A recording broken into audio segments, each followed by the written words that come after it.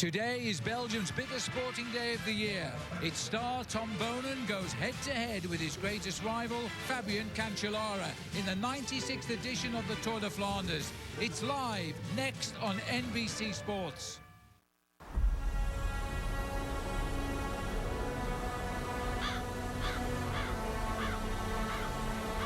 For the people of this nation, cycling has long been a powerful source of pride. And one day in Belgium each spring, their excitement climbs to new heights. For a grueling race in which the greatest challenge is not the other riders, but the road itself. Using tyres that thrive on streets, these competitors must cross a road made of rock. Cobblestones that make crashing a constant threat, and can leave the peloton with the unfamiliar feeling of taking part in a foot race. To triumph on this day, grinding across cobblestone and staying upright in a sea of spectators is a feat that demands unusual perseverance. Today in Belgium, one determined champion becomes a legend. The Tour of Flanders is next.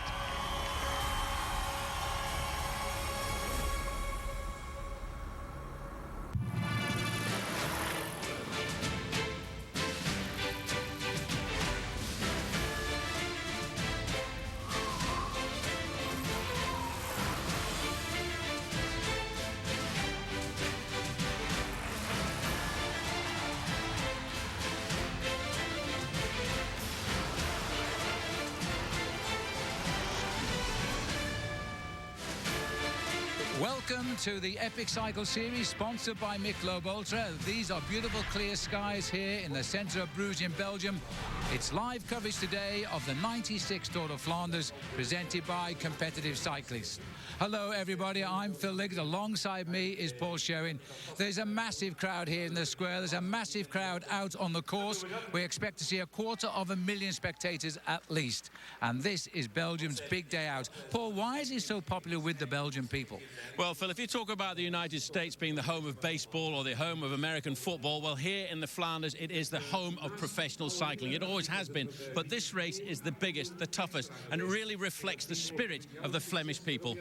Now, this is a new route, and it's not meeting the eyes with everybody because it's a controversial decision to change the route of a very famous and old classic. There's even been letters to the organisation saying they will throw nails on the course and spoil the race. There's also been people signing petitions to keep it where it was in Meerbeke. But the race now starts here in Bruges. It finishes in Oudenaarde. It's a very tough course.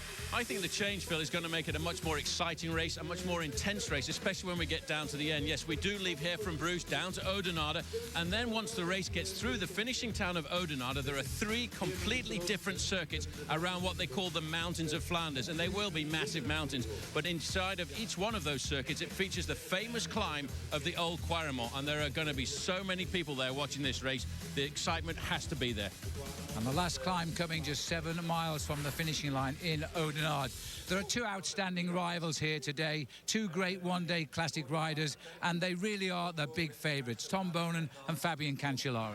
Tom Bonen has had a most unbelievable start to his season. 7 victories so far this year, and back to the form that saw him win this race a couple of years ago, and of course dominate Paris-Roubaix. He has got the weight of a nation on his shoulders this afternoon, and the man who wants to spoil the party, of course, is the Swiss rider, Fabian Cancellara, the man who knows how to attack and will attack, especially on the run-in towards the finish.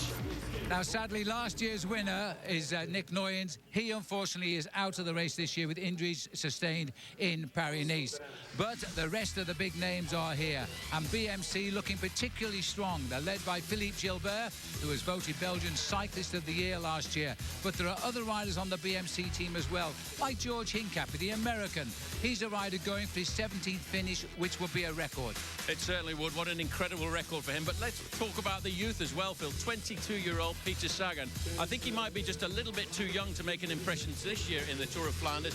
But what about Sepp van Mark? He's already beaten Tom Bonen this year. He could be the man to create the surprise at just 23 years of age. And before we go to the action, with about 45 miles left to ride, some of our favourites have had their own problems today. This is Sepp van Mark here. He had a puncture. He was lucky to have a teammate close by in what is turning out to be a very hotly contested race. He got back into the race and he got back up into the peloton as well. But our big favourite, Fabian Cancellara, as we approached the Molenberg at around about 121 kilometres from the finish, he was stopped at the bottom.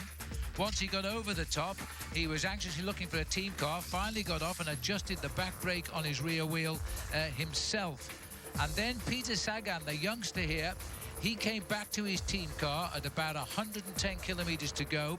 He had a problem with his front brake, and in fact 10 kilometres later Peter Sagan was seen off his bike and taking a new bike. They've all rejoined up in the lead group, but it has been a terrific fight to get back into the action. And now, as we go to the live pictures here, take a look at this, because we are seeing riders now in all sorts of trouble. The Sky team car here has broken down. This has happened on the Paterberg, Paul. We've done one climb of the old Quaremont. We have a breakaway. We had a breakaway of 15 riders throughout much of the day. The gap is down to just over a minute, and there are about 13 riders left in the group. But I'll tell you, we are watching a classic Tour of Flanders, Paul. They are charging across the heart of Flanders, and they're giving no quarter. They are giving no quarter at all. I tell you what, I think this is going to be a much more nervous finish to the Tour of Flanders than we've ever seen before. The climbs are so much more compact. All of the big climbs still to come. Yes, we've been over the old Quaremont once, Phil, but we've got 2 more times to go, and there are 8 more of these Flandrian climbs still left to go. Well, the field at this peloton now, as you can see, is down to about 70 riders here. Cancellara took a while to get back because he split off in the bunch on narrow roads. This is the characteristic of this race, very narrow roads. Greg van Avermaet, the BMC rider on the American squad to our right, amongst one of the outsiders to possibly win today for Belgium.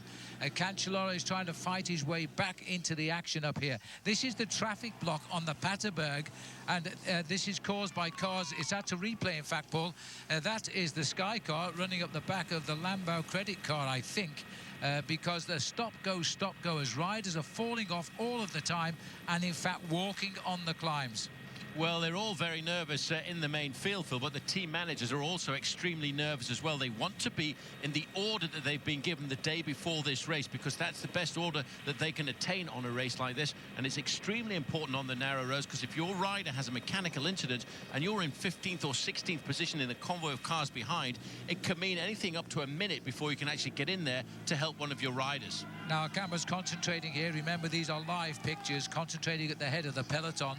But I must tell you that Tyler Farrar, the American on Garmin Barracuda, is in the breakaway and has been all day. And Paul, you were telling me earlier you spoke with Jonathan Waters. Is part of that plan? Well, Jonathan Waters said the best plan that they could have would be to try and get Tyler Farrar into the early breakaway. He said if that breakaway group had been 4 or 5 riders a lot strong, that wouldn't have been a good situation for us. But with 15 men in a strong breakaway like that, he's very, very happy with the way the situation is unfolding. So the field concentrating here now, as we are looking here at the peloton, licking their lips perhaps, as they are now about to catch up with that lead group. There's still an awful lot of racing and an awful lot of climbing still to come. This is proving to be a superb course. All the favourites still locked in the big pack. We'll take our break.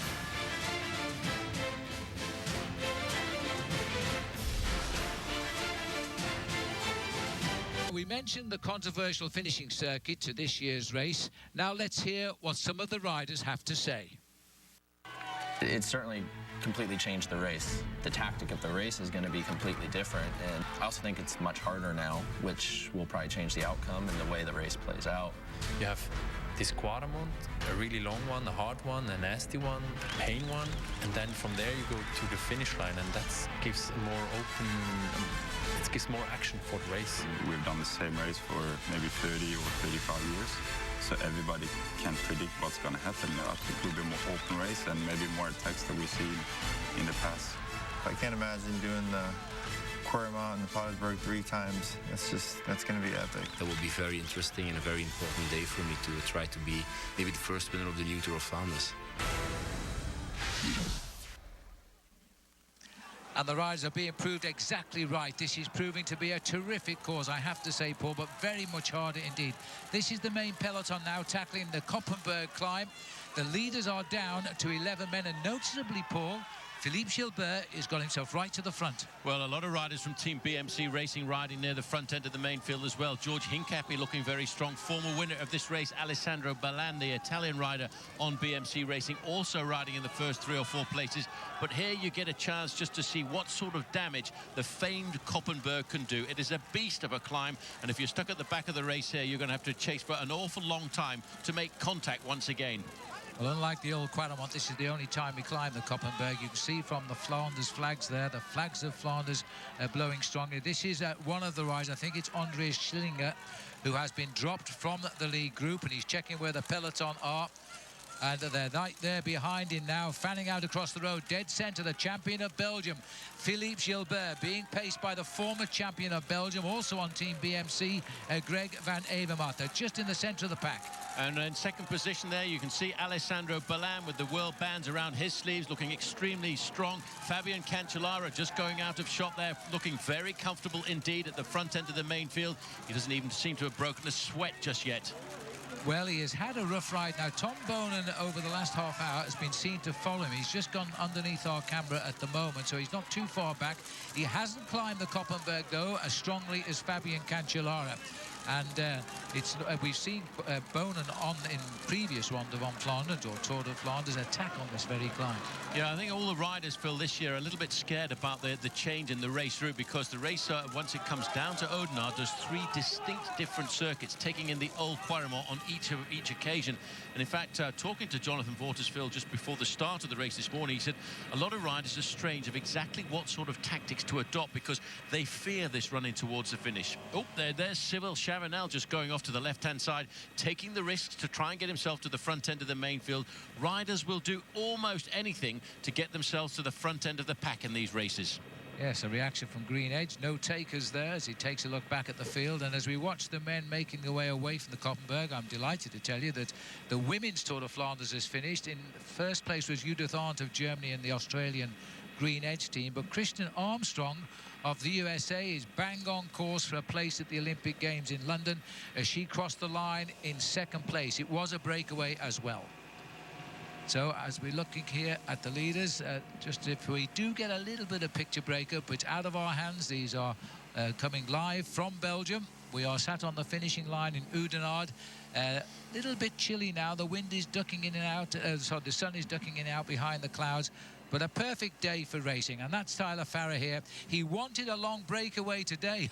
Oh, he got one. He certainly did. He's the rider just slipping into second position in the pale blue jersey there. Well, slipping out of view now, wearing number 151.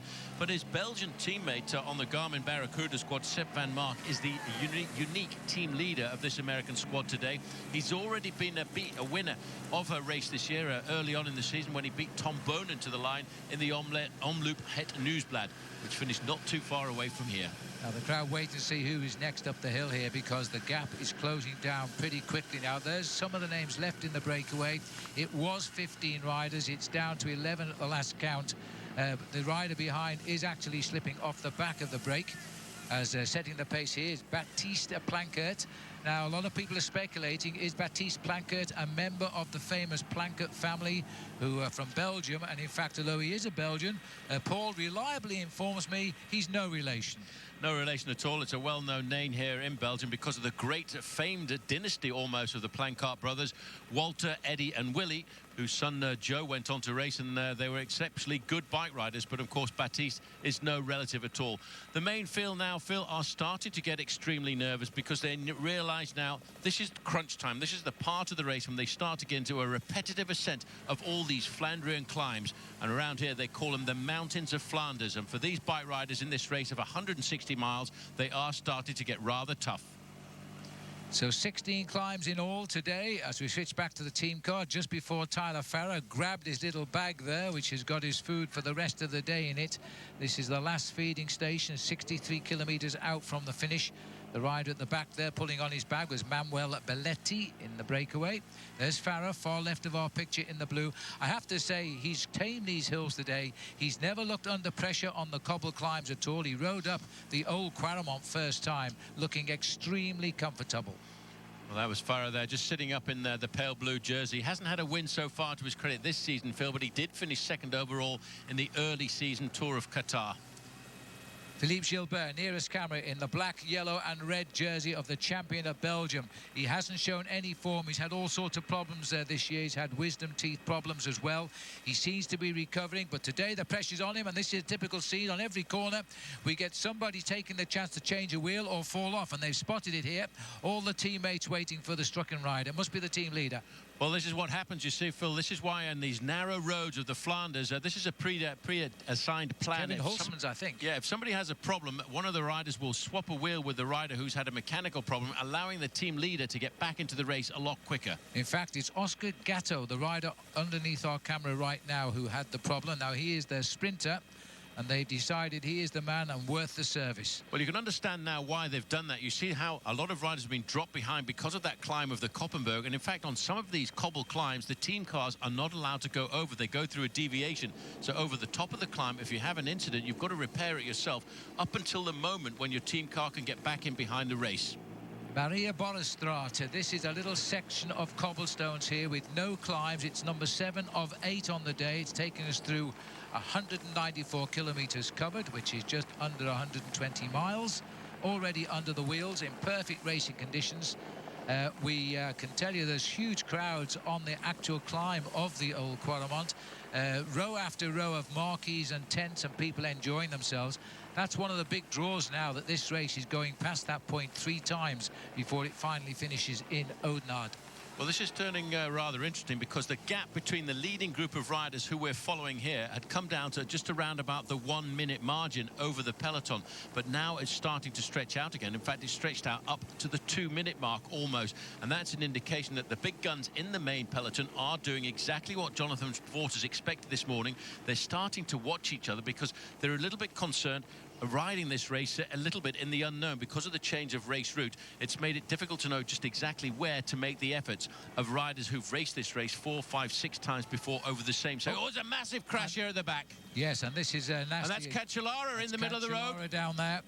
Well, this has been a terrible race for poor Fabian Cancellara. He has had mechanical troubles throughout the day, hard chases to rejoin, and now it looks as though he has fallen. Now, as I say, these pictures are live. We may get a flashback in a moment, but for the moment, it looks as though he's possibly broken a collarbone here, Paul. I have no idea what has happened here, Phil, but you can see 2 teammates up alongside him there from the Radio Shack Nissan Trek team. Cancellara is on the ground at the moment. He went down very hard indeed. That grey car is the car of the race doctor, so the race doctor will be up alongside him, but his teammates there are looking extremely concerned. Meanwhile, further up the road, the peloton have gone through the feeding station. No, this is actually it's caused in the feeding station. Right at the back of the peloton, it's been caused. The most dangerous part of the course is when riders snatch these musettes, and they've caught out one of the best bike riders in the world, Fabian Cancellara. And by the way they're holding him here, I suspect a broken collarbone. Well, the doctor there in the white jacket is all over Fabian Cancellara. He is making sure that he's okay. He'll make sure he is looked after. If there is any requirement, he will be evacuated immediately to the hospital. And there are a number of very good hospitals close by the race route here this afternoon, but Cancellara is nodding his head there. I think that's an indication, Phil, that he will not be getting up to carry on with this bike race. The rider on the left here is the New Zealand rider Jess Sargent, number 165 there, looking down, this young new professional on the Radio Shack team. He'll be devastated to see his team captain lying there on the floor. Markel Irizar, number 164. The team's race is done here. They've all stopped behind with their captain, the most outstanding favourite for years to win the Tour of Flanders today. And he spent most of his day on the defensive, it has to be said, with bicycle problems, long chases to rejoin, and now a crash in the feed. Well, back at the front end of the peloton, we're now on the Steenberg-Dries climb, a 5.3%, maximum gradient 7%. We're looking at around about 2 minutes, the difference between the leading group of riders and the main peloton, while back down the road, poor old Fabian Cancellara, the Swiss champion, is down on the road and out of this year's Ronde van Vlaanderen. Yes, there's no doubt that they're calling now for the stretcher, I think, for Fabian Cancellara. It's most unfortunate to crash in the feeding stage. It's, you know it, Paul, firsthand. It's such a dangerous part of the bike race. It is a very dangerous part of the bike race because you've got a whole bunch of riders going through the feeding station, taking on board bottles and bags at the side of the road. And if somebody drops a bag or a bottle in front of you, it's very easy to hit that bottle, lose control of the machine and go straight over the top of the handlebars in an uncontrolled fall. And very often, I've always said it, Phil, the most dangerous crashes in a professional bike races are the crashes at slow speed. Well, poor Fabian there, as you can see, there's a little bit of blood around his ear at the moment, so it's a bit of a head injury for sure. And, you know, only moments earlier, he was actually being quoted on the social network as saying, this is the most beautiful race in the world. The crowd are very, very special. It's an honour to race on the route of the Tour of Flanders in front of such enthusiastic people, people such as we see today. He doesn't deserve that, Fabian Cancellara, but he's been on the back heel throughout the day of racing. As we come into the last 60 kilometres of the race itself. We still have, after the Steenberg-Dries, we've got another 6 climbs still to come here. And preoccupied still by a breakaway, which is reduced from 15 down to 10. Well, here we're just going over 2 sections of cobblestones pretty much pinned together. The Maria Boorstraat, 194 kilometres covered, almost 120 miles of racing. And then immediately onto the Donderij section of cobblestones, 127 miles covered. And very shortly after that, we'll have the very nasty little climb of the Kruisberg once again. And this is Gert Steegmans on the front for Omega Pharma Lotto, for Omega Pharma Quickstep, I have to say. A lot of these teams are amalgamating and changing their form during the winter transfer season this year. But looking at that long length of the main field, that would be an indicator, especially with these pale blue jerseyed riders on the front, that Tom Bonen, the other pre-race favourite, Phil, is not having a bad ride. Well, Bonen's kept himself out of trouble and also, I have to say, largely out of sight today, and he's just made sure he's been in the right place when it matters. Always coming near the front when they start to lift the speed as they turn onto these narrow cobble climbs. The rider on the front that we just seen there, he was an ex-teammate, in fact, of, or is an ex-teammate of Tom Bonen. This is Matty Heyman, I think, who's having a tremendous ride for the Sky team because he's starting to try and split them up again. Earlier, he did get a break of 6 away, but they came back together. Now he's trying again. Popping across the gap in 4th position of those riders, well, up into 3rd position there with the lime green shoes. That, in fact, is George Hincapie, who, if he finishes this year's Ronde van Vlaanderen, or the Tour of Flanders, will set a new participation in the number of finishes in this great classic, going ahead, of course, of the very, very famous Belgian rider, Brik Schotter.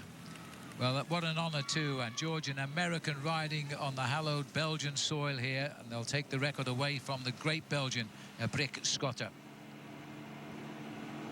Well, we're just looking now at 60 kilometres to go. The 60 kilometres to go is 42.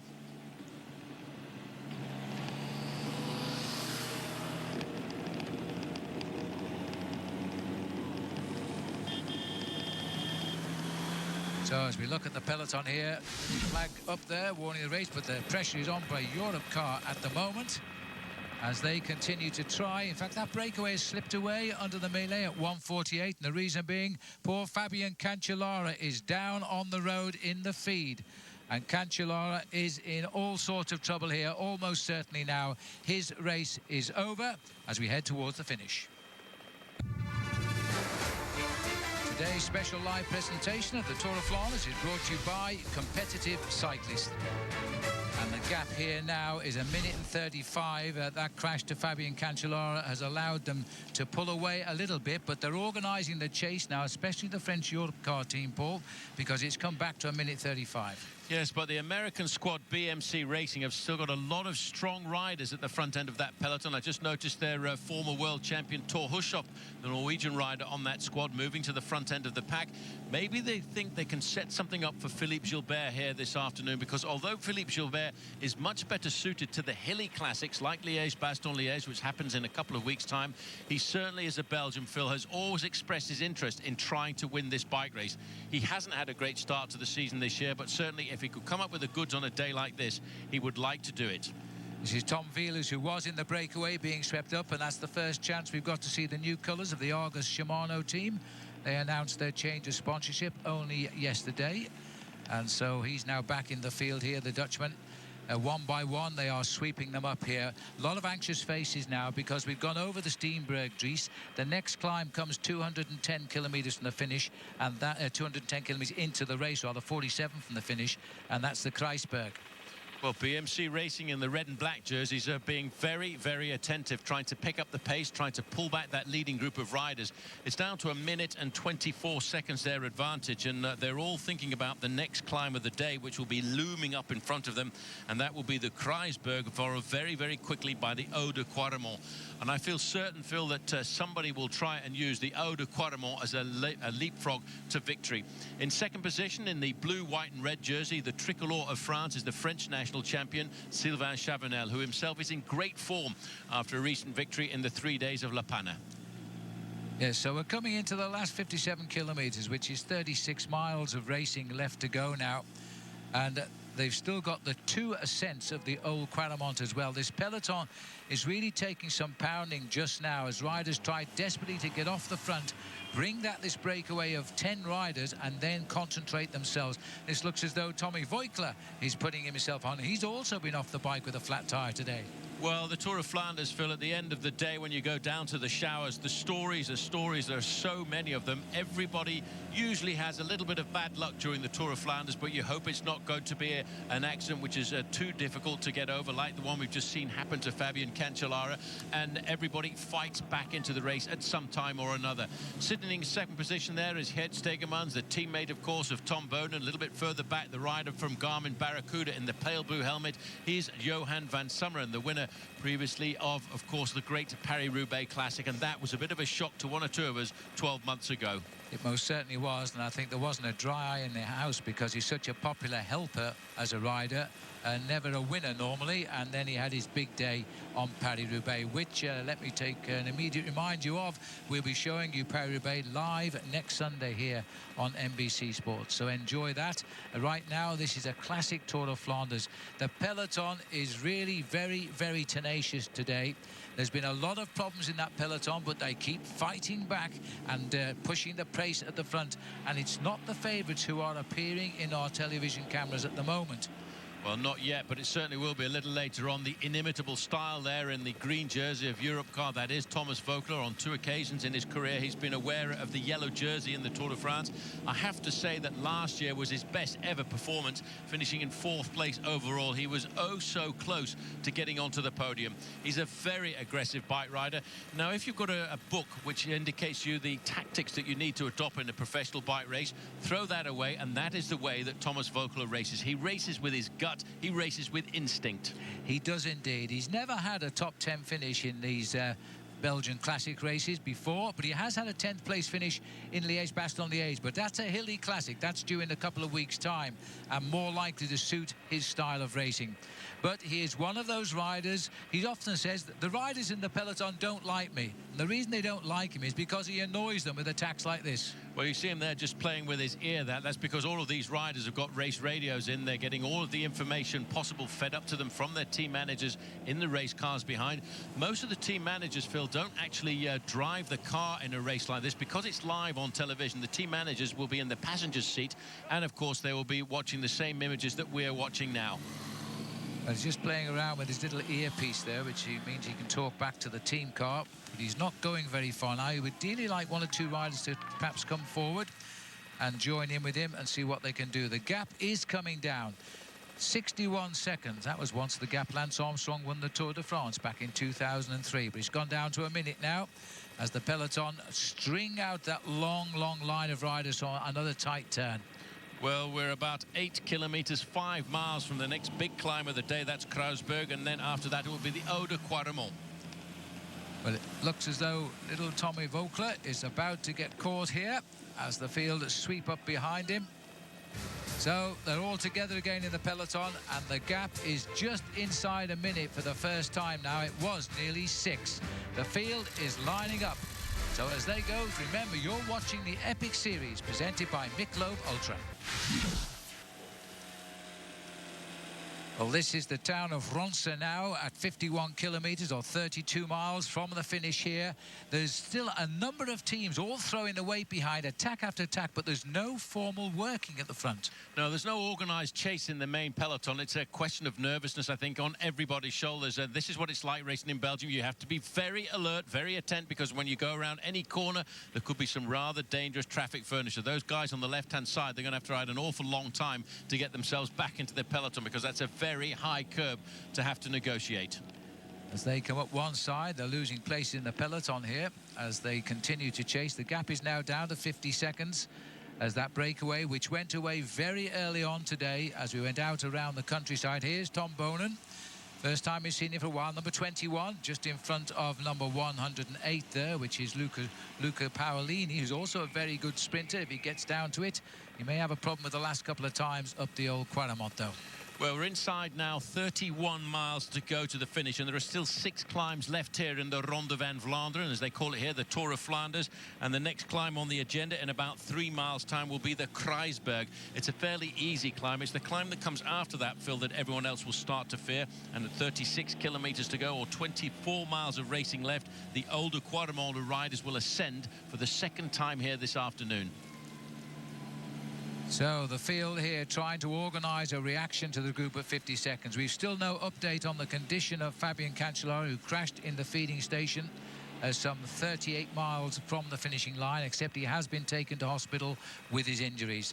The peloton is actually falling back here with no organised pursuit. 54 seconds now as we get on to the climb of the Kruisberg. And the Kruisberg is hill number 11, and Tyler Farrar there is the man in blue, sat in 3rd position. First time I've seen him actually grimace. He's looked very, very cool all day, Tyler Farrar.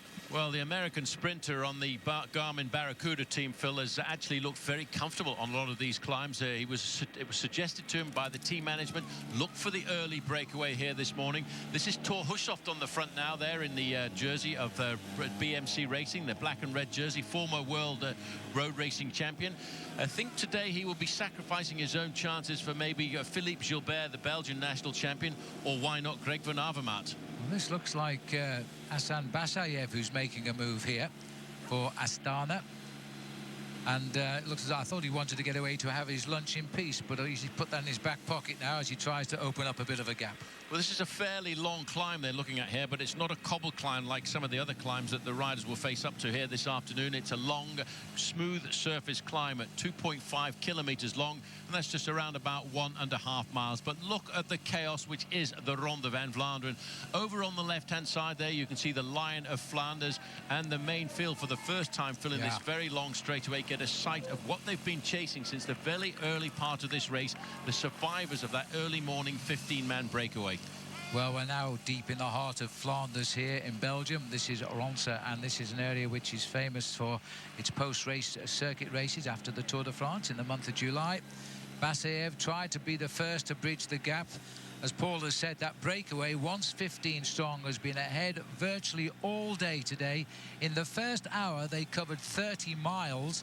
In the second hour, it's 26 miles, so they've got an average speed of 28 miles for an hour for the first 2 hours of racing. Well, this is Tom Bonen. This is Bonen at the back of the group here. He's just getting a little bit of grease onto those that chain of his there. The mechanic wants to make everything right before we come to the final climbs of the day. He doesn't look like a man in difficulty. He's always been alongside one of his teammates, either Gert Stegemans or the other teammate who's an extremely strong bike rider, Stijn Vandenberg. They've been looking after him as we continue to see Basayev taking a slight advantage at the front end of the pack. He's about to get joined here by the Frenchman, Anthony Geslin. Yes, Geslin comes up very smoothly there. I would be a bit concerned. We've seen all of the favourites at some stage or other today at the back of the race, and you can see how much the peloton is blocking the road. This is a wide section of the course, but very shortly we're back onto the very narrow, dangerous roads, and if you're caught at the back of the peloton at that time, you can so easily be split off by a fall in the middle, and you're left literally walking up the climb and your race is over. Well, this is probably the only climb, I would say, of the day, Phil, where you don't need to panic, but panic may well be the alarm bells ringing when you see the champion of Belgium coming to the front, the man who won the opening stage of the Tour de France last year, and that, of course, Philippe Gilbert in the black, yellow and red jersey. He may well hail from the French-speaking part of this country. He does speak Flemish, speaks extremely good English, and he may well be trying the act here today to unify this country, which for many, many years has been separated into two by politics and, of course, by language. Well, this year, or last year rather, he finished 9th in this event, the Tour de France, having just finished 3rd in Milan-San Remo. But then started a fantastic year for him. In all, he ended the year with 23 victories. And it was an incredible performance by the man from Belgium. BMC quickly signed him up and took him. And now he rides alongside Cadel Evans in the upcoming Tour de France. Remember that Cadel Evans, the BMC, is the defending champion in the Tour in July. This is actually a dangerous little move, because sneaking into this move once again, Thomas Vogler there in the green jersey in second position. A real concerted effort was made there by the champion of Belgium, Philippe Gilbert, but also getting into this group because they've lost a man. In fact, Team Radio Shack have replaced a rider in the move here by Jaroslav Popovic. Now, this is the kind of race that would suit a man like Popovic. And this is the point I was making, Paul, because Tom Bonen was caught at the back of this peloton doing his bit with the team car, and Gilbert has gone off the front and opened up a gap. And now it's a lot of work required for Bonen to get back into the action. Yes, it is, but I think he's a man who knows exactly how he wants to ride his race. Look at the fact there's not one quick-step rider in this group at all. They're all in the group behind. They're looking after the interests of Tom Bonen. I noticed a quick-step rider coming to the front end of the main field to lift up the pacemaking and slowly pull it back to this group. Well, there's the face of Philippe Gilbert, the champion of Belgium, knowing that maybe his form isn't as good as it was at this stage last year, but this is Belgium, and this is their biggest day out as far as any sport is concerned in this country. This is their one day of action, and they don't like it if a Belgian cyclist doesn't win this event. So, a chasing group trying to establish. We'll take another break. Rejoin us very shortly.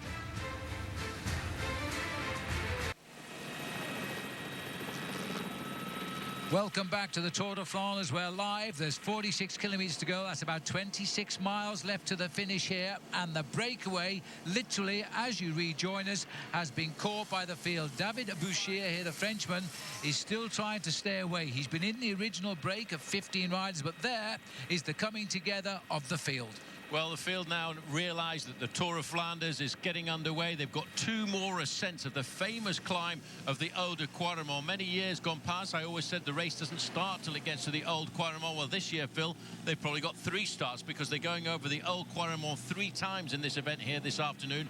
2 more times to go. A little bit of respite here for the main field as the two groups join together. A little bit of a lull in the action before they then start to line themselves up, because there's only 6 miles separates the top of the Kruisberg, of course, from the Old Quaremont. And that's where we're bound for now. The road becomes extremely narrow. It's a cobble climb. It twists and turns. And the last time we went round it, before we came on air, a lot of the peloton were forced to walk the climb. By the way, the street they're coming into now is known as the Ronde van Vlaanderenstraat, or the Tour of Flanders Street, named after this very famous road. It comes along this road in both ways here this afternoon. They're coming this way. They'll drop down into the small town of Kruisbergen along the bottom of this ridge, which this year the Tour of Flanders is zigzagging its way up and down this way and that to make this a very tough edition. I think probably one of the most nervous editions we've probably ever witnessed. Johan van Summeren here to the right. He's now on his new team of Garmin Barracuda. He's taking on a late afternoon tea before the famous Quaremont comes his way. Incidentally, the Belgian riders have won this event 67 times out of a possible 95 rather. So they've dominated it in many, many ways. They don't like losing this race, and so be sure to see them under pressure as we get to the Quaremont this time around.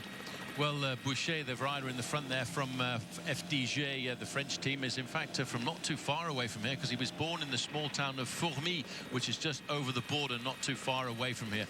Another small group trying to prize an advantage over the front end of the peloton, but they're not being allowed any freedom at all, as Team Sky in the white jerseys with the blue strip right down the middle there pulls the race back together. They're obviously thinking about the possibility of a victory for one of their riders this afternoon, Edvald Bozenhagen or Juan Antonio Fletcher. But maybe the dark horse on their squad could be the man called Bernard Eisel, the Austrian rider.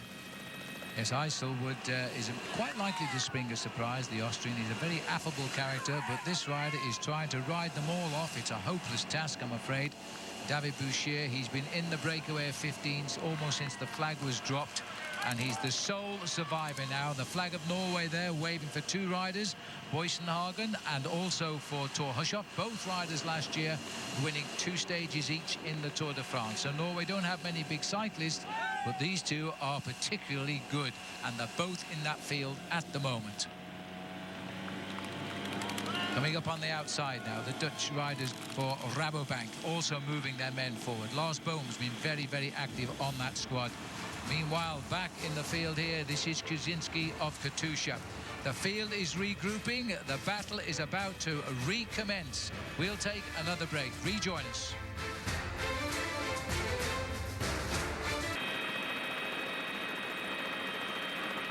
Well, we're looking down there very, very briefly on an accident which has just happened to Sebastian Langeveld of the Australian Green Edge team. He's collided with a spectator. The breakaway remains the same, although not for much longer. This is David Bouchier out in front, and the peloton now massing right behind him. Now, if we can have a flashback here to what happened on that crash, you can see they're speeding down the street here. A couple of riders going down the pavement, and they catch a spectator marooned in the middle. He tries to get out of it, and his front wheel goes into the front leg, rather, goes into the wheel of Sebastian Langeveld, and Langeveld's wheel is ripped out, and he takes a very, very heavy fall indeed. These accidents, Paul, they're so easy and so quick to mature, aren't they? Well, all I can say as a piece of advice to any spectator is do not move, because 9 times out of 10 the bike rider will miss you. They're extremely good at bike handling, but if they've got a moving target in front of them, it's very difficult to decide what line they need to take.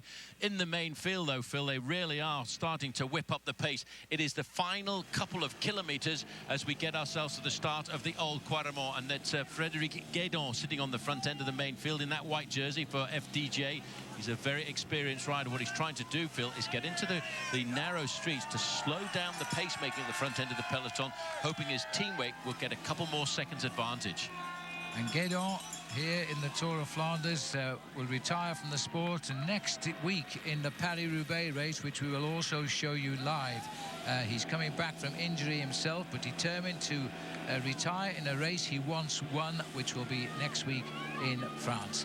And there he is, looking over his shoulder here as Garmin Barracuda, the American boys, move up on the outside. That's their Australian team member, Heinrich Hausler, twitchy, looking around. Now we're getting down to the narrow roads. Remember, we are racing towards the second climb of the Old Quaremont climb.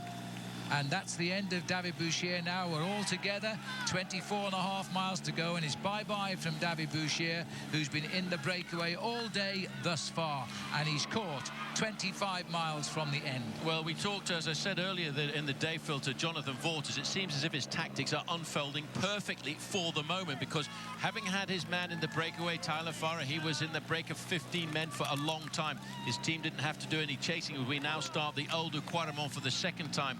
The third place rider in Team Garmin Barracuda there is Heinrich Hausler, and he's looking after the pre-race favourite from that American squad, and that, of course, is Sepp van Mark.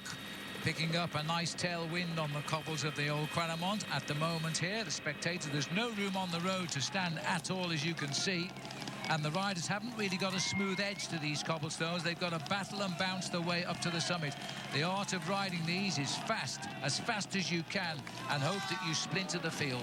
Well, you might have said Tom Bonen was riding at the back end of the peloton, but when it's important, here he comes in third position there. He's moved himself up in that pale blue jersey. He knows where to be at the right time in a race like the Ronde van Vlaanderen. Right in front of him is a former winner of this race, Alessandro Balin, also on the American squad at BMC Racing. He too knows the importance of riding at the right place at the right time in an event like the Tour of Flanders. I'd be a little concerned about Balin too. He's one of only 2 riders, the other being Fabien Cancellara, to have beaten the Belgians at their own game in this event in the last 10 years. And he's the, as Paul says, former champion of Spain. He's second position at the moment. Bonen is in third position, perfectly poised now. Boysenhagen is trying to move back up to the front as well. Now, if our camera holds this picture, you might see 1 or 2 riders at the back really in a spot of bother. Well, it is a tough climb, this. It starts off with a smooth surface, then all of a sudden it kicks up. I just noticed George Hincapie going through there. I have to say, Tom Bonen in third position, Phil, is looking very comfortable. He really likes these cobble climbs. He knows how to ride them. You have to keep your hands nice and soft in the middle of the handlebars, allowing the bike to find its own way over at the smoothest possible route that you can attain. Well, the organisers have finally got the crowd into order here on the old Quaremont now, and they've given us what road they can to the riders. There is Hincapie in the race, looking for his 17th finish. Tom Bonen, his head twitching in that light blue jersey to see who is making the moves, and in fact it's Sylvain Chavanel who's made the move, and he's gone forward. Tomica is the man, but Chavanel is the distraction. They're on the same team. Well, that's the French national champion there, Phil, in the red, white and blue, and they've got this cordoned off like an arena here this afternoon, and these are the gladiators of the Tour of Flanders this afternoon. I think the nod went down there from Tom Bonen to his teammate Sylvain Chavanel. Put the hammer down, my man, because we're now inside of 24 miles to go to the finish of this bike race, and there are still 4 nasty climbs to go. Once they've summited here the old Quaremont for the penultimate time, Phil, they drop down and they go over the Paterberg, and that's the kind of climb that Tom Bonen really appreciates. Short, sharp and steep. Last year it was Fabien Cancellara who caused all of the problems here. Sylvain Chavanel took advantage of that. He crossed the line in second place, while Tom Bonen had to be content with a 4th place finish and off the podium. Today it looks to me as though Chavanel is repaying Tom Bonen, and he's doing the brunt of the work at the front. Look at the damage to the peloton as we come up towards the top of the Quaremont. He has split the field here with this effort. Well, this is actually the hardest part of the climb, because when you're on the steep climb over on the left-hand side, there's a man we spoke about before the start of this race, Peter Sagan. He is a very good rider, just 22 years of age, but he's riding like the man with the experience of a 30-year-old. And he's on very, very good form. We saw earlier he's had trouble today. He's been back to the team car. He had to change a bike. He waited 10 kilometres between analysing the problem and changing his bike. He wanted the right place to make a swift change. He did it. He got back into the action without using up too much energy. Well, Chavanel's had a great season. He's been very omnipresent at the front end of the main field in races like Paris-Nice, but really by winning the individual time trial in the 3 days of La Panne just recently, only finishing on Thursday, and taking the overall victory, that's when it was announced that he would be a co-leader to the squad here of Quick Step team, where you can see Tom Bonen riding there in 4th position. I think today, last year, there's a little bit of misunderstanding between them, but now I think with the fact that Tom Bonen has come back to the form that he had 2 or 3 years ago, Phil, the team will be all for one on the running towards the finish. But look at the damage that Chavanel has done. Well, I tell you, look at the first 4 riders, Paul. They could all be the podium by the end of the race. Chavanel, Sagan, Alessandro Balin, and then Tom Bonen. 2 winners now in the front group of 4 riders. Well, a little bit of youth and excitement there. He missed that bottle that he wanted to take on board. So Chavanel continues as he now heads towards the Paterberg, which is a couple of kilometres on, as Bonen still looks very cool there. Another danger zone. As we see, the breakaway has gone clear now on the second climb of the old Quaremont, but the peloton, a bit smaller, but are still in the thick of it. Now, remember, today's special live presentation of the Tour of Flanders is brought to you by Competitive Cyclist.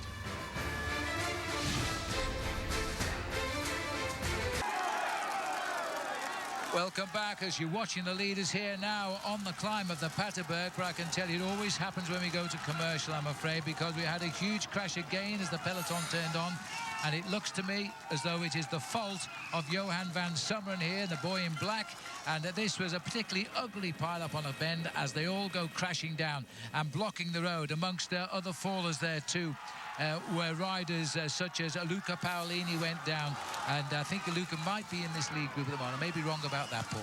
Well, it has caused a certain amount of chaos as we can now start to see the gaps opening seriously. 34 kilometres is all that's left here in this year's Tour of Flanders, and this is a very difficult climb as they go over the summit here of the Paterberg. A difficult climb, a steep climb. Just going round there, Dries Devenens, one of the teammates of the Omega Pharma Lotto duo, I'd have to say, because both Tom Bonen and Sylvain Chavanel have managed to get themselves back into the leading group of riders. Well, there are 3 riders ahead of the peloton. They got away after we saw that wonderful effort by Sylvain Chavanel on the old Quaremont. And Juan Antonio Fletcher of Sky. Now, look, we're going to see that crash again here as they swing onto the climb. It was Summeren onto the right. He slipped on the side. One rider there from Katusha, I think, went right into the ditch. Caught out in that gap on the right-hand side was one of the pre-race favourites as well, Peter Sagan from Team Liquigas Cannondale. Tom Bonen, very attentive, Phil, has ridden across the gap here with a teammate, and we're now down to a very select group of riders, just 10 riders strong, with about a 5 to 7 second advantage over the front end of the pack. Riders scrambling across all the time here. The breakaway was spearheaded by Juan Antonio Fletcher. Himself has been off the back with bicycle problems today. His team got him back on. The sprinter Luca Paolini from Katusha, and Vincent Jérôme, who is one of the young French hopes. They talk about him with glowing pride for the way he will develop into being a good bike rider. This is Paolini on the right of our picture now. The breakaway is growing. But Sepp van Mark is in here from Garmin Barracuda. Tom Bonen is in here as well. He's got a teammate alongside him in the form of the French national champion Sylvain Chavanel. This could well be the deciding moment, but Van Bonen certainly believes it is. Phil, he's very happy to come to the front and whip up the pacemaking. Well, has it been such a hard-fought race, really? Breaks have been going all of the time, and the one that's going to work surely has got to carry a favourite along with him. As we swing around here, trying to get on terms here now at the moment. The rider from Sky, it looks like it might be Ian Stannard, is it? I think it could be Ian Stannard. If it's not Stannard, it's Boysenhagen himself. I can't quite see what I'm saying. It's Boysenhagen. And the man we saw stop and was helped by his teammates, Oscar Gatto. He's a very fast sprinter if he can get across the gap to this lead group. Well, these guys are organised. I have to say, you can see the French national champion now. This is a head-of-state breakaway coming off the front end of this pack, Phil. Second position, Alessandro Balin, former winner, former champion of the world. But there are 3 riders in this leading group from Omega Pharma Quickstep, the new Blockhouse team on the block. Yes, and as they continue to set the pace here, it's going to be tough now for anybody to bridge to this gap. We'll go out on our final circuit shortly. We have 3 more climbs to come. The next one in just a couple of kilometres, coming 32 kilometres as we are now, 20 miles to go. The other rider in there, Phil, for Quickstep, in fact, is Nicky Terpstra. So Oscar Gatto and Edouard Boysenhagen trying to cross the gap now at the moment. So the crunch moment has come in this year's Tour of Flanders. We'll take a break.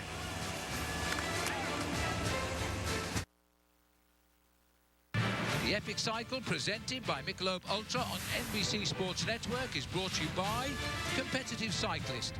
For 20% off cycling apparel and accessories, visit competitivecyclist.com/classics and use the promo code PRTF20. And by Strava. Track your rides and compete against friends, locals and pros. Go to strava.com to get started. And by Road ID. Receive 15% off at roadid.com now through April 4th by using promo code PC Flanders. And we are now on the Hogeberg, the 3rd climb from the finish, and we're about 19 miles to go. Those 2 riders of Gatto and Boysenhagen have not crossed the gap in the far distance, what is left of the peloton. But what we do have now are 11 riders, Paul, and in this breakaway, 3 of the 5 men we projected as favourites at the head of the programme are here. Sadly, Cancellara out with a crash, and Gilbert has missed the move. Well, Gilbert may have missed the move, but he has a teammate in the breakaway. That's the rider just on the left-hand side. This is Boysenhagen. He's been pulled back into the main field. But all of the damage, I have to say, Phil, has been done by the team we've regarded this year as being a mega team. It was brought together by the formation of the Omega Pharma riders from the Lotto squad last year and the Quickstep riders, making this massive big team. They are strategically in the best position possible here this afternoon because they've got 3 riders in that leading group of 11. The 3 riders they've got is their pre-race favourite, Tom Bonen, the champion of France, Sylvain Chavanel, and the former champion of Holland, Nicky Terpstra. They're going to have to do something very special to beat these guys today. Well, I must say, the team of Patrick Lefevre, this wily old Belgian, is vastly experienced. He's seen big teams come, big teams go. He's always steered a winning course with the team he's been in control of. And he has the firepower up here now with 3 riders on the Omega Quickstep team. I have a little bit of a move here to try and get away. This will be Vincent Giraud, who is the young upstart on the French squads, and they're holding big court for him for the future. Well, Europe car and French cycling is in a bit of a renaissance in the last 24 months. They rode exceptionally well in the Tour de France last year, probably the best tour that they have actually performed in the last 5 years for the French, and they've got a lot of young blood on the way up. Yes, Thomas Voeckler is the man who wears the flag. He's the darling of France, but now under his wing, he's managed to bring to the top of the sport a lot of young riders who are now not scared of the reputations of the tough Flandrians, like this young man here, Vincent Giraud. You can just see that flag flying there is no longer the Lion of Flanders. In fact, that is the flag of the Wallonie, and that will be flying very high here this afternoon for Philippe Gilbert. He's not made the split here this afternoon, but his teammate Alessandro Ballan from the American team BMC Racing is comfortably in this group of 11. Number 121 there, Phil. I have to take my hat off to him. The rider from Liquigas was slowed down by that crash at the bottom of the Paterberg, but he was still in the leading group once they went over the top of the climb. Well, he managed to get the split. It was a difficult split. He wasn't in the initial move. The initial move came from Fletcher, Paolini and Jerome himself, and the others scrambled across the gap after they came over the top of the last climb, the Paterberg. Now, Jerome is causing consternation here, but what he is doing, Paul, he's keeping the momentum of this breakaway to pull clear of the field. I can't see who is left to bring these riders back to the fold. It's an ideal situation. A lot of big names there. They all feel they've got their chance in a group like this. They will be, though, Phil, a little concerned about the fact that Omega Pharma Quickstep are very strong with 3 riders out of 11. This is not a bad situation for the breakaway either, because it's almost like the carrot ahead of the donkey. They will keep themselves encouraged to work together to make sure this Frenchman doesn't steal an advantage of 10 seconds, build it up to 20 and then 30 seconds, and then put them into danger and being in a situation of not being able to pull him back before the finish. Luca Paolini just gone off our picture to the left. He looks over, sees big Tom Bonen come through. The crowd here in Belgium will be cheering all the way while their hot favourite Tom Bonen is there. Well, if they have gone, they've gone, but that race down there tells me they haven't let them go yet. 17 seconds, a long, thin line of riders here, puffing and blowing at the front as they try to bring it all back together. This is Bernie Eisel on the front. Bernie Eisel now will not be riding for himself. The fact that the rider Bosenhagen didn't get across the gap, Phil, I think is why all of a sudden we've seen the pressure coming to the front, because Bosenhagen is the big leader this year for Team Sky Pro Cycling. A little bit of a strange tactic, though, because Juan Antonio Fletcher is in the group, but maybe he sent the message back to his teammates behind. My legs are not that great here this afternoon. I was only in this breakaway to look after the man whose nickname is the Bodog from Norway.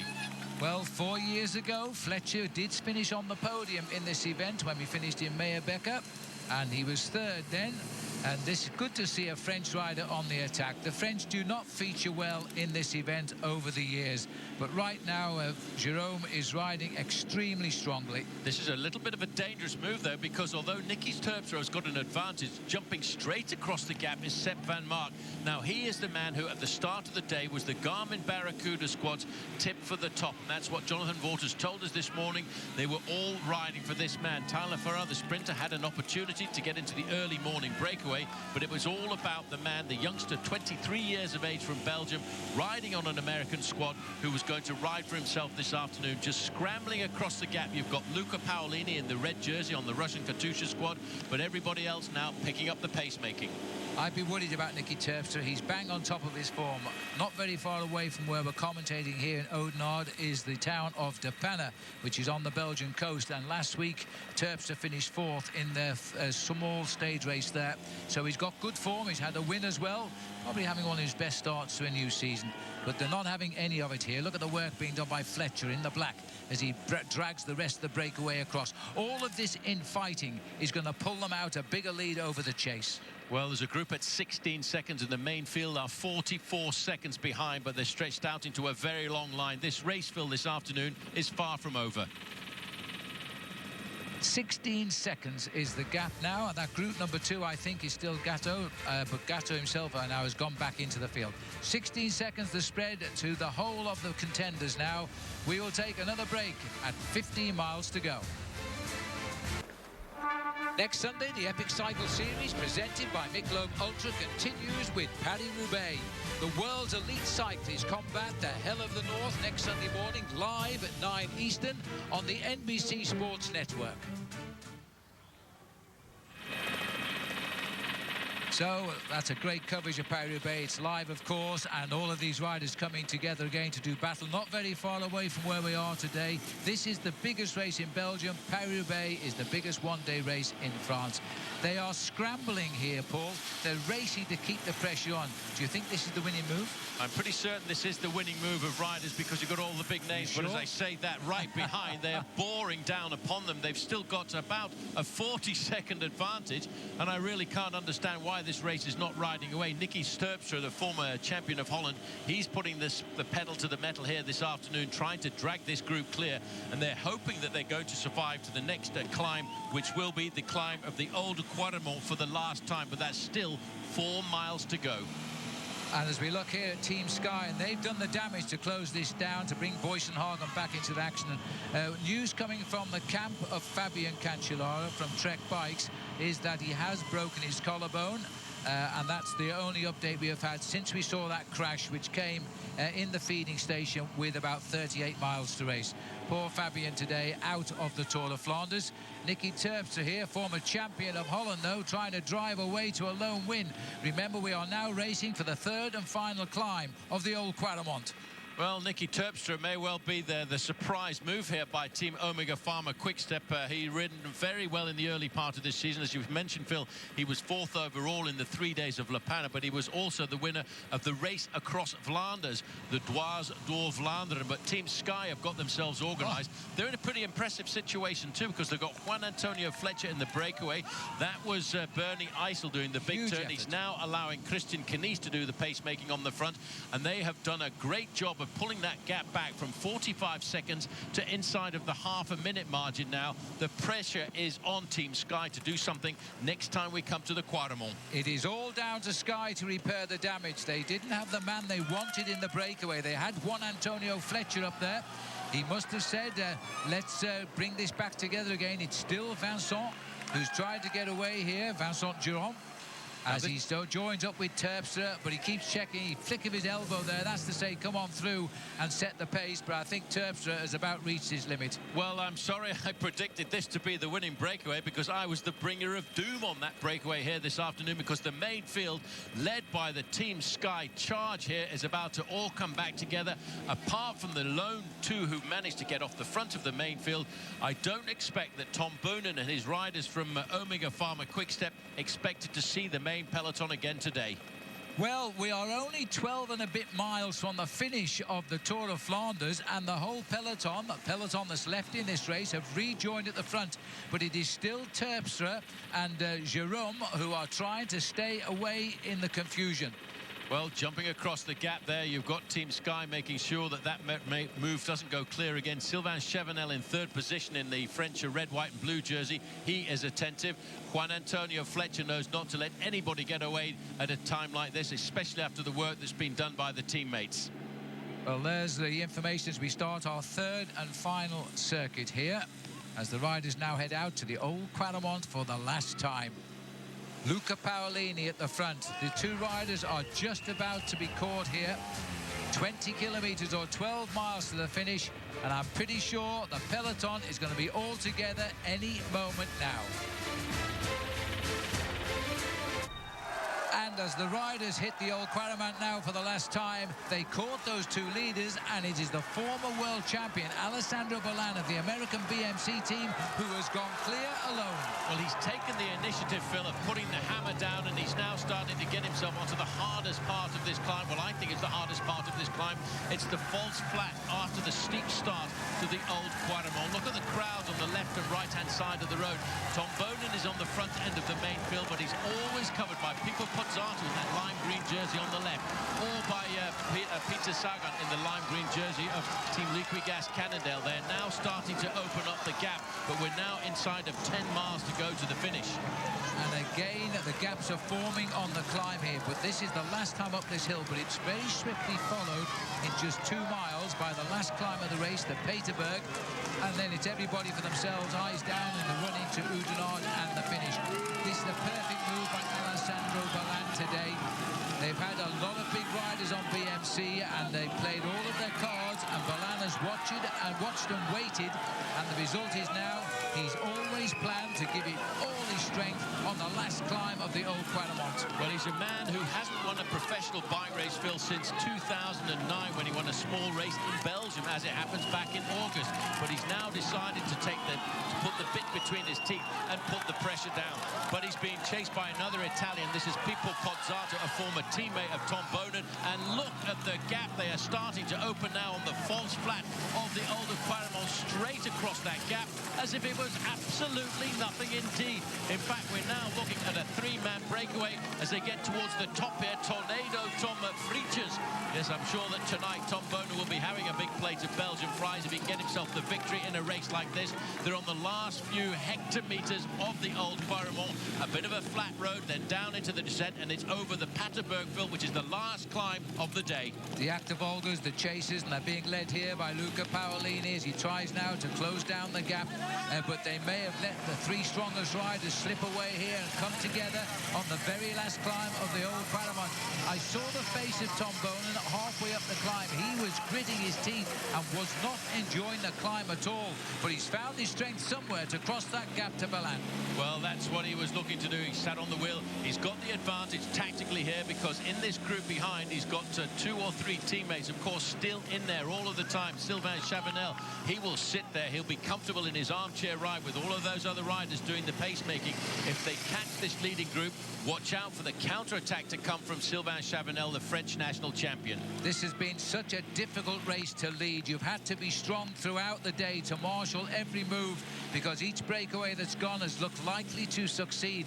Now, three top names have moved clear: Pozzato, Bonen and Ballan. Ballan and Bonen have won this race 3 times between them. And remember, if Tom Bonen does win today, then he joins the all-time greats, one of only 5 men who will have won this race on 3 occasions. Luca Paolini is the Italian rider on the Russian Katusha squad. He knows this is crunch time in the Tour of Flanders here this afternoon. He can almost see those 3 riders in front of them. That's why he's trying to ride across the gap. While you can see there, Sylvain Chavanel makes sure that one rider doesn't get halfway across the gap. But it looks to me, Phyllis, that the firepower is disappearing from that group behind. The legs now are starting to cry out for a little bit of surrender, a little bit of respite as the Tour of Flanders gets harder and harder. Well, I've never seen Luca Paolini ride so well for years, but he's now looking as though he's being left to go on alone here as they continue to snatch bottles on the way. Ballan is charging. Now Pozzato, Filippo is in second wheel here. He broke his collarbone in the Tour of Qatar, which was in the month of February. He's built on that since he's finished 6th in Milan-San Remo. The other week he was 9th in the semi-Belgian Classic between Ghent and Wevelgem.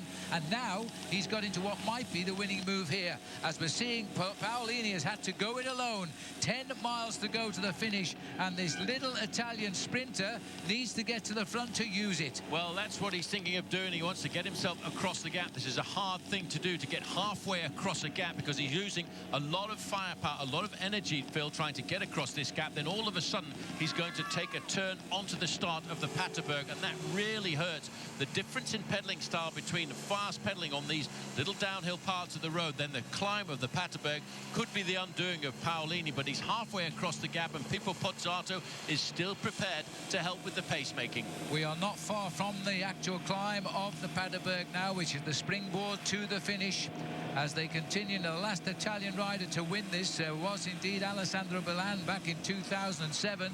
Is he going to repeat it today? Well, he's going to hope that he can. Pippo Pozzato has finished 5th place overall in this race before, and he's also a very astute tactician. But the impetus appears to have disappeared there. Halfway across the gap, it's still Paolini trying to make the junction. Bonen realizes, Phil, at a time like this, he's got to keep working. He's got to make sure that they conserve that advantage. When they go over the top of the final climb of the day, the Paterberg, there are just 7.5 miles of racing left to go to the finish. But it's not an easy 7.5 miles. And in fact, as many of the experts from Belgium said, it could be the wind at the end of the day that is the tactic that really is the undoing for many of these riders, because it's going to be a head crosswind on the run-in towards the finish. Onto the slopes of the Paterberg for the last time now. This is Ballan keeping up the tempo he found on the Old Quaremont. Quaremont. Tom Bonan following pretty coolly in second wheel. Pozzato, he might be the weakest of these three riders. This is the last climb of this year's Tour of Flanders, the 16th of a real aggressive day of bike racing. Can Paolini cross that gap on the cobbles? Well, we've got a Belgian here in an Italian sandwich this afternoon, because on the front is Alessandro Balin in third position, Pippo Pozzato. These are the riders now who are trying to steal the advantage. You can see just halfway across the gap is Paolini, but it's Peter Sagan who's doing the majority of the pacemaking in that group behind. Amazing to think, Phil, he's still in with a chance of a win at just 22 years of age. Strong men will see this as their last chance now to cross from that chase to these three leaders, and these three leaders know that, believe me. And Bonan, like he was on the old Quaremont, is lacking a little bit here. He's finding the pressure just a bit too much as the race is being chased up by Pozzato at the front. Well, he's under pressure, Bonan. He's controlling himself. He's trying to stay in contact. He's lost himself a bike length and a half, but he goes round the top here. He'll recover very quickly. He'll sprint, he'll accelerate, he'll dig deep into those reserves to make contact once again with those two Italians in front of him. Well, a fifth-place finish back in 2009 is the best finish for Filippo Pozzato, and he looked to be the best man on that climb as they continue now to break up from the chase group. This is Sagan, his last moments to cross the gap and become a young winner of this event, and he will come from a country that has never won this race before. Well, there's a lot of tension now in the run-in towards the finish because it undulates now. Tom Bonan will be happy to have survived the Paterberg, Phil, for the last time, but now what's he going to do? He's got to get his sprinting mind back in, but he's got to work with these two Italian riders with him, because the gap was only 18 seconds as they went over the top of the Paterberg. Looking back here, sweeping to try and get an estimation of what the time gap is. There you can see halfway across the gap. I would expect that would be Peter Sagan trying to come back into this race. Well, this is Sagan trying to cross the gap now. Desperate moments through the narrow roads of the wooded countryside here in Flanders as they race now for the finish. This is Balin, followed by Tom Bonan and Pozzato. And if it goes down to the line with these three, it's not a foregone conclusion for the sprinter Tom Bonan, because Pozzato packs a punch in the sprint, as does this man if he gets across. So as we race through these very, very narrow streets here now, can the champion of Slovakia put himself back on stage here and make it 4 men for the finish? Well, we're just about 8.5 miles to go. We'll have to take one final break, but when we come back, we'll be there to...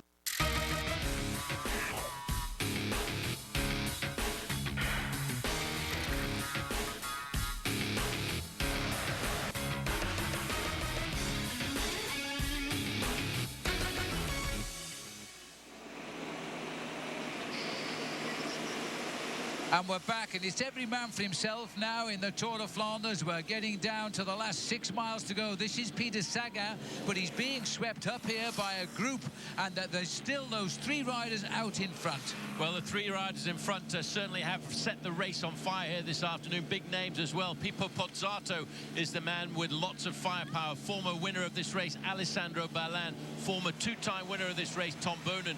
Halfway across the gap, Peter Sagan, at 22 years of age, was trying to close it all down, but the three leaders with just 6 miles to go hold on to an advantage of 25 seconds.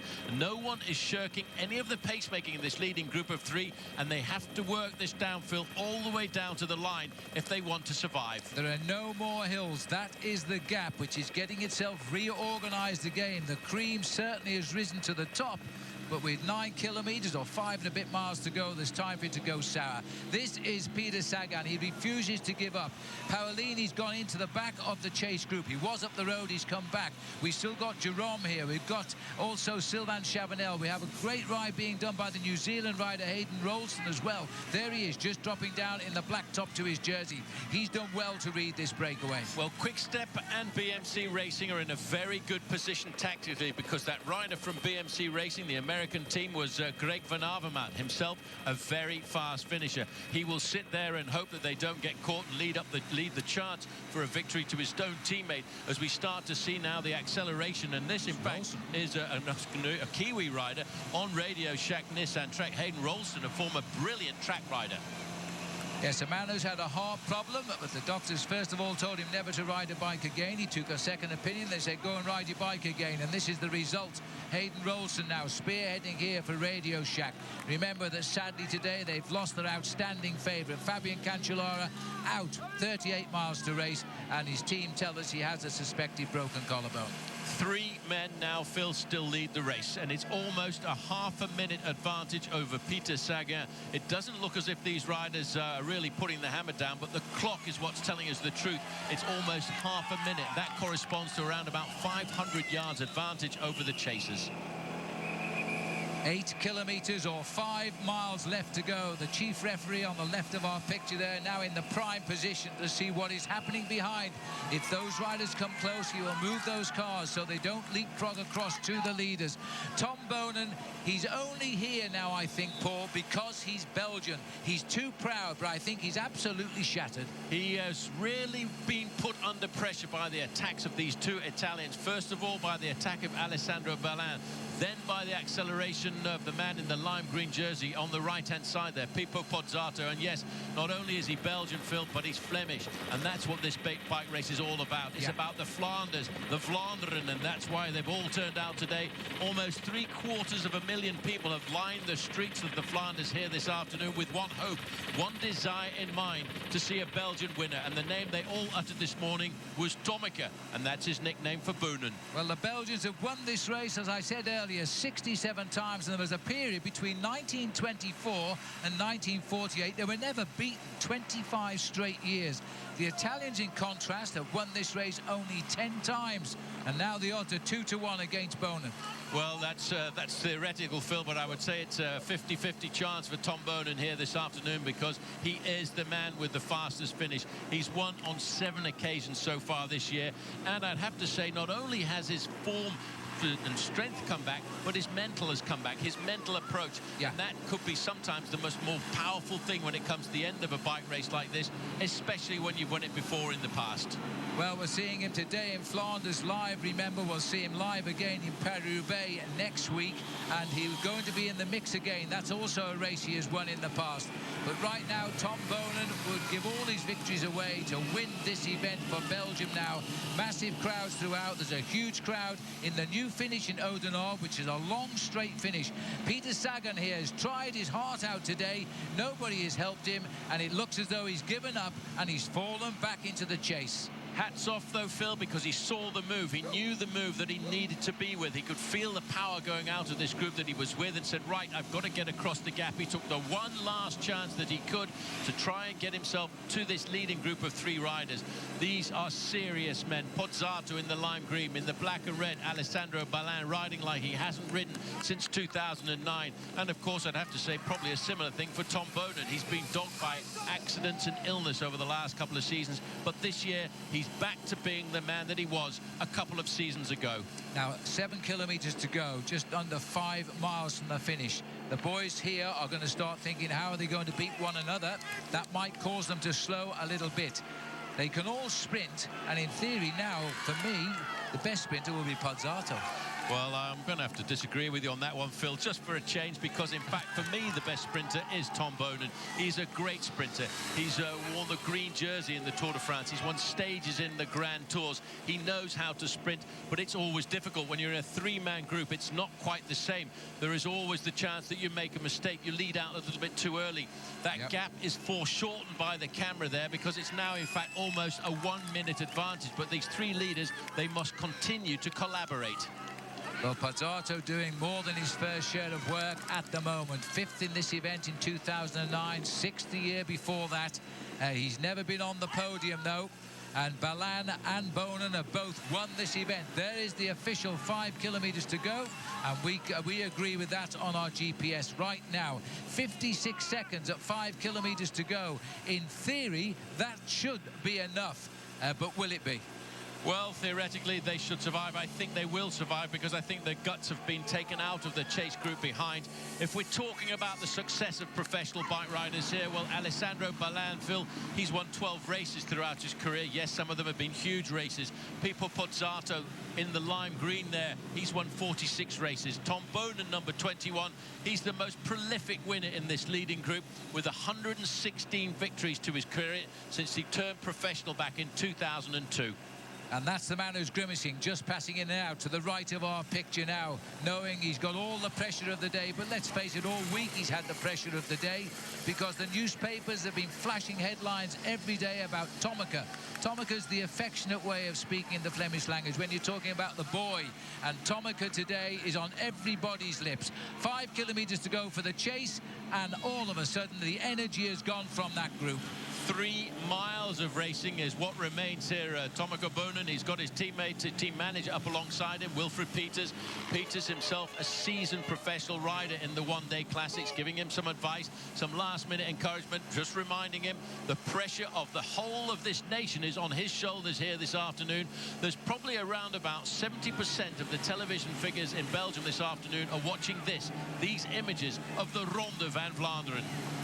The makeshift grandstands, they've had a great day out watching the race. Now they're still cheering a Belgian hope here in Tom Boonen. He wears the flashes on the ends of his racing jersey sleeves there of a former world champion, which he is, of course. And so too is Alessandro Balin, who's setting the pace now. These are 3 of the biggest names in the world of cycling on the biggest one-day race in Belgium. I'm not surprised that Pozzato's team car here is getting pretty excited. It's a new team, really. He joined it this year, Farnese Vini. That means Farnese Wines, and he could be delivering them the biggest result of their lives today if he wins. Well, just down there in the shadows of the Belfry, that's where the finishing line is. It's now just 2.5 miles away. The gap has stretched out. They won't get caught now this afternoon because it's 1 minute and 5 seconds back to the peloton. But you've got to get the tactic right. Imagine riding, Phil, for 160 miles, making a tactical error on the running towards the finish and losing this race by mere centimetres. And that's what Johan Museeuw did a number of years ago when he was going for his 4th win. He was beaten by Gianni Bugno. Yes, and how annoyed he would have been, the first man ever to win this race 4 times. We still have 3 riders sit on 3 victories. If Boonen wins, there'll be 5 riders on 3 victories. Sorry, 4 riders already there. Attacked now by Balin. He's probably the weakest of the 3 when he comes to the sprint. So he's turning the screw at 3 kilometres to go, but they're on him. Well, that is a sign of not having too much confidence, knowing that if he's going to win, he has to win alone. Puts more pressure on Boonen to nail back the gap. But Boonen has got 2 Italians up against him, although he may well have the advantage that Pipo Pozzato in the lime green helmet there was previously a teammate of Tom Boonen for many, many years on the Mapei Quick Step squad. But they will know each other. They'll know each other's mistakes. They'll know each other's weaknesses as Boonen looks at the face of the other riders now.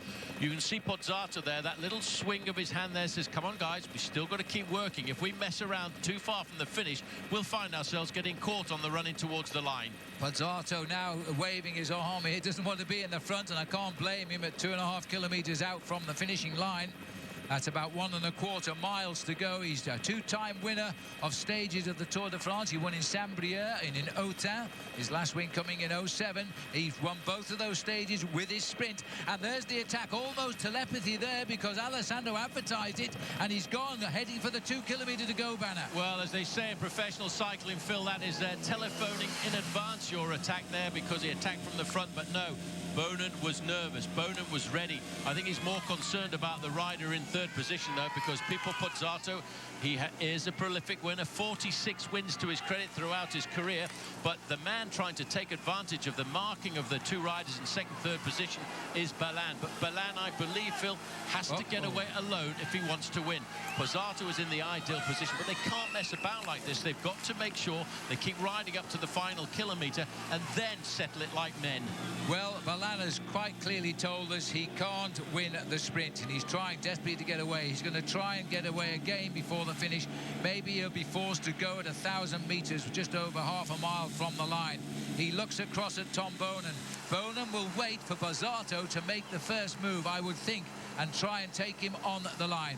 Now they're allowing Balan into third wheel, the place where you can't keep an eye on him. He's sure to try again. But look at Bonin. His head is twisted half to the right-hand side. He's waiting to hear if there's the whistle of the acceleration coming. They're looking now at the banners across the road. Bonin is nervous as you can be, switching into the slipstream there of Pozzato, waiting to hear if there's any acceleration going to come at the last minute. If there is, he will accelerate with his gut. He won't wait to see Balan coming by him. He will try and anticipate the move. This is such a huge race. All three want to put it. And there's the attack. He had to come in. And Bonin was looking at Pozzato. Little late on the kick, but he's gone 1,000 metres out from the line. He can't win from that distance, surely. And he's going to shut down again. Much too far. This was his last chance. But you see how nervous Bonin is. Now he's got his head. It's almost like a track sprinter. He keeps twisting his head round, trying to feel what's going to happen with Pozzato. Pozzato is going to wait till the last possible moment. 2 Italians versus 1 Belgian, 1 Flandrian. An echte Flandrian, that's what Tom Bonin wants to be this afternoon, a real Flemish bike rider. But he's nervous, he's twitchy, and when you're nervous, you can make mistakes. Well, they've all been to this finishing line to recce it in the week because they'd never seen this finish before. This is a brand new finish in this event. I think the event has been very exciting because of the new course. It's projected 3 great names as likely winners here. And now they're losing time all of the time. Balan is exactly where he doesn't want to be at 500 metres, a non-sprinter on the front. I'm afraid cannot win this race. Pozzato knows now he's got to stay cool. He's got to get the drop on Tom Bonin, probably at 250 metres, and that's the result of cat and mouse as the peloton closes in rapidly. It's time to start biting your fingernails. It is much too far for the main pack now. Balan is in first position. He'll start to wind it up. That might be an advantage now for Tom Bonin, but locked onto Bonin's wheel is Pozzato. The sprint now is starting to wind up. Bonin in second. Watch out for Pozzato. So Balan has started it, and Tom Bonin's seen the finish. He's being drawn like a magnet to the line. Doesn't look like he's got the legs in Pozzato, or has he?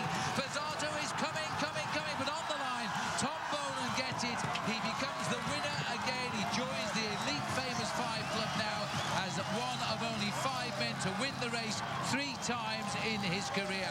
And the peloton racing in here now. So it's Bonin, Pozzato and Alessandro Balan as they race for 4th place. Now we're not in control of the pictures, so our cameras are going elsewhere. And I'm not surprised. Tom shakes his head.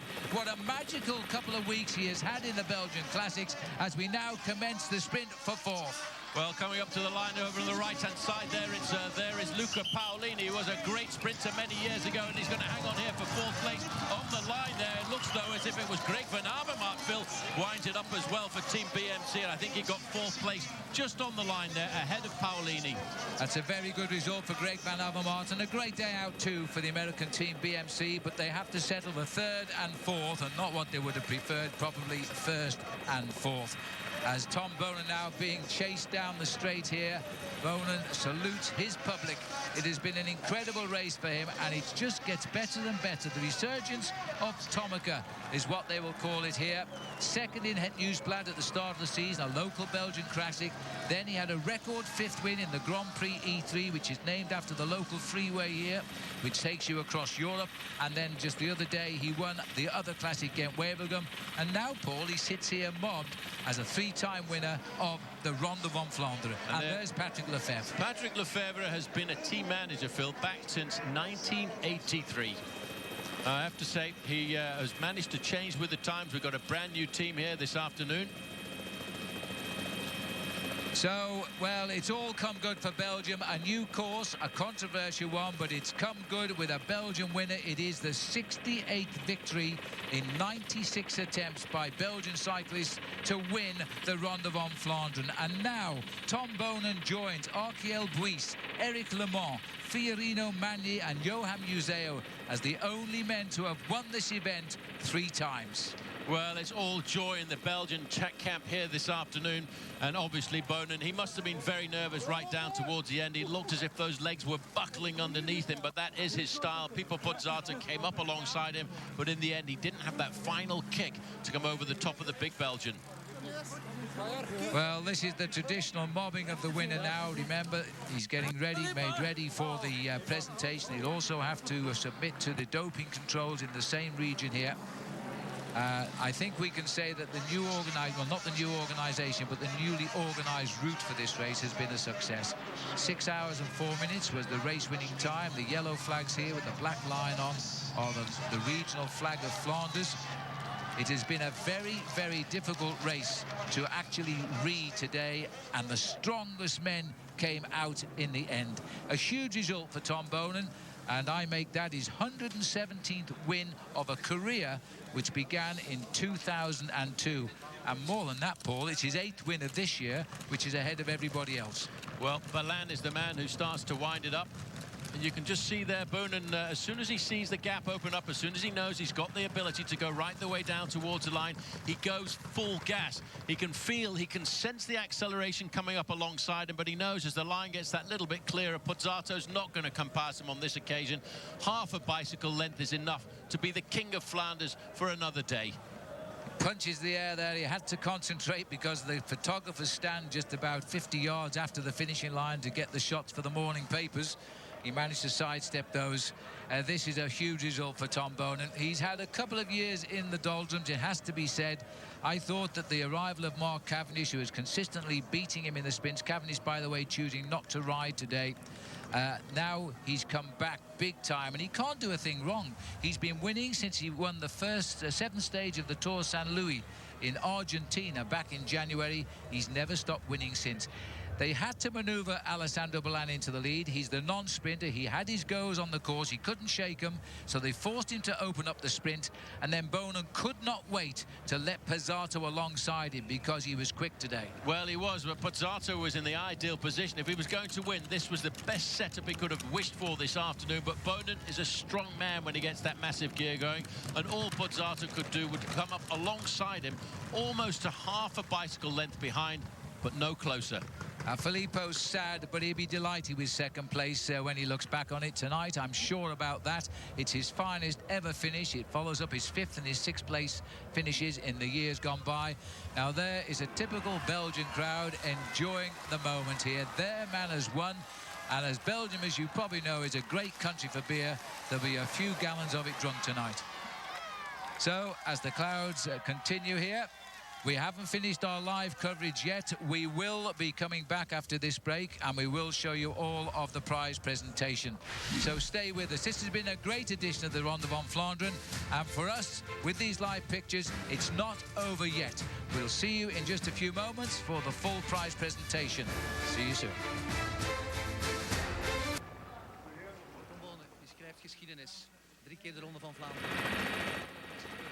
Welcome back. So edition number 96 of the Tour of Flanders is over. Here is the official result. Tom Bonen is the winner for a record equaling 3rd time ahead of the Italian Pozzato and the other Italian Alessandro Balan, who rides for the BMC American team.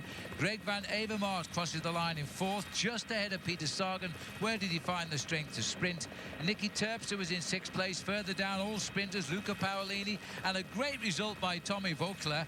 And then came Matti Breschel and also Chavanel there completing the wrist. Well, I'll tell you what, the champion of France, he started the move from which his teammate Tom Bonen won today, and that's what team tactics are all about, Paul. He made the pain on the old Quaremont. He finishes in the top 10, and Tom Bonen is the man. Now, so just look at the scenes here now, because this is what it's all about. The sprint finish by Tom Bonen, and then the fans, and just what a great man he is, delivering the goods for them.